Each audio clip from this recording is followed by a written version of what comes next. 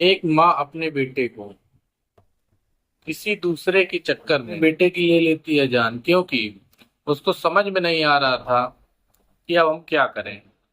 कभी कभी होता क्या है, जब पति और पत्नी के बीच में कोई तीसरा व्यक्ति आ जाता, तो जो माँ होती है उसको ये लगता है कि अब हम सब छोड़ दें।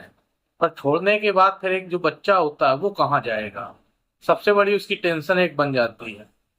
लेकिन उसको ये नहीं पता था कि जो बच्चा है उसका पिता जो है, उसका नहीं, लगभग सभी के पिता जो होते हैं वो अपने बच्चों से अधिक प्रेम करते हैं। माँ भी प्रेम करती है, पर कई माँ किसी तीसरे की वजह से अपने बच्चे, अपने पति को इस कदर नकारने लगती है, ऐसा संबंध दिखाने लगती जैसे उनके साथ कभी कोई रिश्ता ही ना रहा हो, कभी कोई संबंध ना रहा हो। एक घटना है कानपुर की, जो एक माँ होती है वो अपने बच्चे को मौत के घाट उतार देती है। खाली इसलिए उतार देती है क्योंकि जो बच्चा था वो अपनी माँ के ऊपर आरोप लगाने लगा था। जो उसको माँ की एक्टिविटी, जो उसकी हरकतें थी, वो कहीं ना कहीं अपने पिता को बताने लगा था, जिससे पिता और माँ के बीच में लड़ाई हो रही थी। और लड़ाई होने के बाद संबंध जो होता है इतना बिगड़ जाता है कि वो तलाक की नौबत आ जाती है। पर तलाक की नौबत तो आ जाती है, तो जो माँ थी उसको ये लगा कि हमारा जो रिश्ता बिगाड़ा है, किसने बिगाड़ा है, उसको जब गुस्सा आ जाती है तो वो अपने बच्चे को जो होती है मौत के घाट उतार देती है। नमस्कार, मैं अनुराग द्विवेदी। यदि आप हमारे चैनल पर नए हैं तो सब्सक्राइब करें। आज एक आपको ऐसी रोचक कहानी सुनाने जा रहे हैं जो आपका दिल ही नहीं दहलाएगी और आपको सचेत कर देगी कि घर में कभी भी, कहीं भी रहें, पर अपने घर पर निगाह हमेशा बनाए रखें। ये जिला जो है यूपी में, यूपी में एक जिला पड़ता है बिजनौर। बिजनौर बिजनौर की घटना है, जो एक हेमपुर हेमपुर थाना आता है। हेमपुर थाना में एक गांव आता है जलालपुर। जो जलालपुर गांव आता है, वहां क्या होता है, एक शादी होती है। और जो शादी होती है वो आज से 5 साल पहले शादी होती है, सन 2019 में। और 19 में शादी तो हो जाती है, पर जो पति था उसके सामने ऐसी मजबूरी आ गई थी कि वो अपनी पत्नी को भी नहीं छोड़ पा रहा था। और अपने बेटे से जो उसका प्रेम था, बहुत अधिक प्रेम हो गया था। पर पत्नी को क्यों नहीं छोड़ रहा था? क्योंकि कई बार ऐसे रिश्ते आ जाते हैं और शादी हो जाती है जिसकी नौबत जो आती है बहुत कठिन हो जाती है। जो लेडी थी जिसका नाम था आदेश देवी, आदेश देवी की जब शादी होती है, और जिससे शादी होती है उसका नाम होता है कपिल। कपिल से शादी होती है, तो शादी हो जाती है। होने के बाद इन दोनों का अच्छा संबंध रहता है, रिश्ता अच्छा चलता है। रिश्ता चलने के बीच जो लड़की थी आदेश देवी, उसका सन 2022 और 23 के बीच में इलाज चल रहा था। इलाज वो ये था, साइको का, जो मनोविज्ञान चिकित्सा होती है।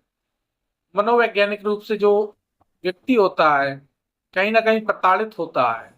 ऐसे में व्यक्ति जब अकेले होता है, अपने मन में कुछ ना कुछ गुनगुनाने लगता है, किसी को गाली देने लगता है, अपने मन से बातें करने लगता है।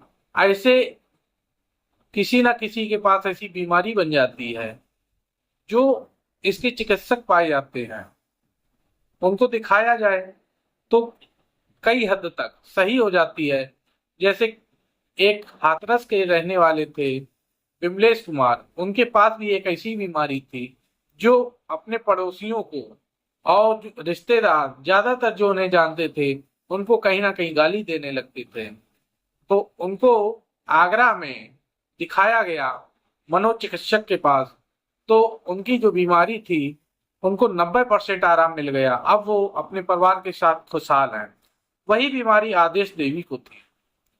आदेश देवी को जो बीमारी थी उसका इलाज चल रहा था, और इलाज चल रहा था। अब कई दिनों से इलाज भी नहीं चल रहा था, लेकिन इस बीच में क्या ऐसी घटना हो गई जो वो चर्चा पर आ गई। जो कपिल होते हैं वह सुबह खेत में जाते हैं, 13 तारीख, 13 जून सन 2024 को खेत पर जाते हैं और देखते हैं, क्योंकि धूप अधिक होती है गर्मी के महीने, तो वो सुबह चले जाते हैं। और सुबह जाने के बाद जब वहां घर पर आते हैं तो उन्होंने एक ऐसा दृश्य देख लिया जो उनका दिल ही नहीं दहला। पूरा जो उनका परिवार था वो टूट गया। रो रो कर उन पूरे परिवार का बुरा हाल हो गया। जब जिस समय वो खेत पर गए थे, उसी समय उसकी जो पत्नी थी आदेश देवी ने अपने बेटे को, 4 साल का बेटा जिसका नाम हर्ष होता है, हर्ष को मौत के घाट उतार दिया। कैसे उतारा? पहले तो उसको फावड़े से काटा, अब काटने के बाद फिर उसको गैस में जलाने लगी। जब गैस में एक व्यक्ति कहाँ जल सकता है, तो फिर उसने दिमाग लगाया और अपने बीच आंगन में लकड़ी इकट्ठा करती है, और इकट्ठा करने के बाद अपने लड़के को उस आग के हवाले कर देती है, जिसके चलते लड़के की जान जो होती है वो चली जाती है। एक ममतामयी माँ इतनी निर्दयी कैसे हो जाती है, ये समझ में नहीं आ रहा था। जो माँ कहते हैं कि बेटे के ऊपर कभी भी संकट आए, माँ कितनी भी गुस्सा में होगी, कहीं ना कहीं उसका सहयोग प्रत्यक्ष या अप्रत्यक्ष रूप में अवश्य करेगी। पर यहाँ पर क्या हो गया, जब माँ ने अपने बेटे को आग के हवाले कर दिया, तो जो पति था कपिल, वो जैसे घर पर आया, उसने दरवाजा खोला, और दरवाजा खोलने के बाद देखता है कि उसका बेटा जो था, आंगन में आग लगी थी, बेटा जल रहा था, जैसे घाम से आया था, धूप अधिक थी।